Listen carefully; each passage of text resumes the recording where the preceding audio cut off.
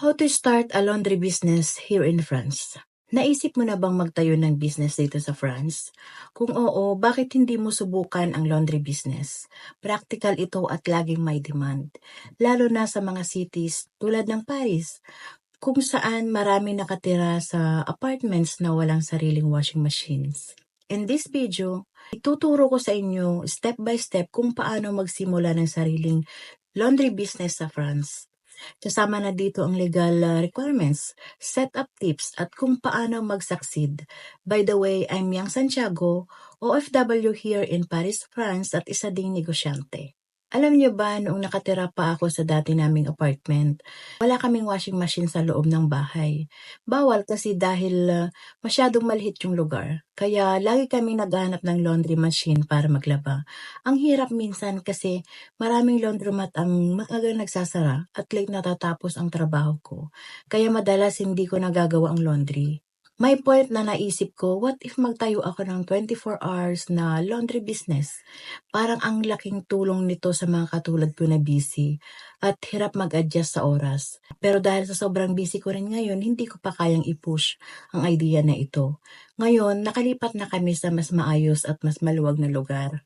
Kaya hindi na ganun kahirap para sa amin. Pero gusto kong i-share itong idea na ito. Baka may ibang gustong magtayo ng laundry business na 24 hours open.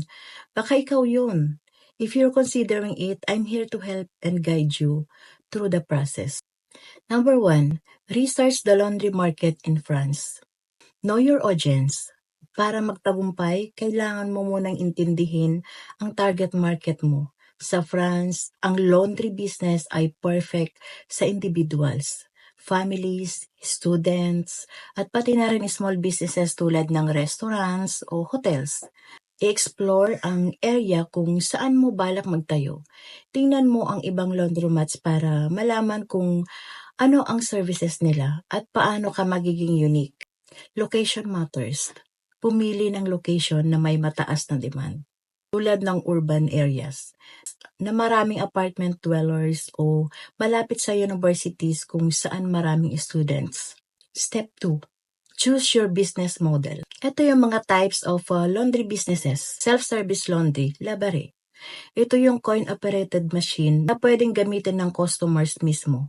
Full-service laundry. Bibigay ka ng wash, dry, fold at ironing services. Pick-up and delivery laundry service. Ikaw ang magko-collect at magde-deliver ng laundry sa customers. Pwede ka mag-start sa isang model at mag-expand kapag lumaki na ang business mo. Number 3, legal requirements and registration. Kailangan mong i-register ang business mo sa Centre de Formalité des Entreprises, CFE. Dito mo officially i-declare kung anong type ng business mo. Tulad ng auto-entrepreneur o SARL, Limited Liability Company. Obtain licenses and permits.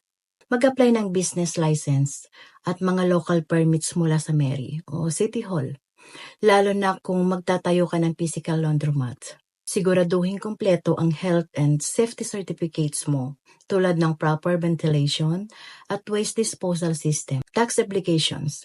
I-register ang business mo sa French tax authorities at kumuha ng SIRET number na mag-identify ng business mo. Step 4. Secure allocation and equipment. Finding the right location. Piliin ang lugar na may foot traffic, accessible parking at malalapit sa residential or university areas. Buy or lease equipment. Mag-invest sa high-quality commercial washing machines at dryers. Popular brands sa France ang Speed Queen at Electrolux. Consider utilities cost. Ang laundry business ay malakas sa tubig at kuryente. Kaya siguraduhin reliable ang utilities sa location na napili mo. Step 5. Set your services and pricing. Coin-operated washing and drying machines, wash, dry and fold services, ironing and pressing, the delivery options, pricing strategy. Research mo ang presyo ng competitors sa area mo. Halimbawa, ang isang standard wash sa Paris laundromat ay nagkakahalaga ng 4 to 6 euro per load, plus 2 to 4 euro for drying. Mag-offer ng loyalty programs or discount para sa bulk laundry orders to attract regular customers. Step 6, market your business. Online presence. Mag-create ng website at social media pages para ma-promote ang services mo.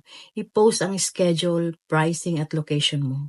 Collaboration locally. Makipag-partner sa mga small businesses tulad ng hotels, Airbnb host o restaurant na nangangailangan ng regular laundry services. Sumali sa mga organization tulad ng FEAP, ang Filipino Entrepreneur Association in France.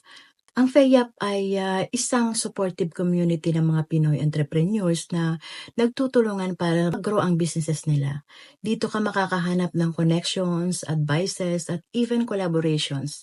Promotions, magbibigay ng special deals sa opening week o discounts para sa students. Signage, sabi nga nila, no signage is no business.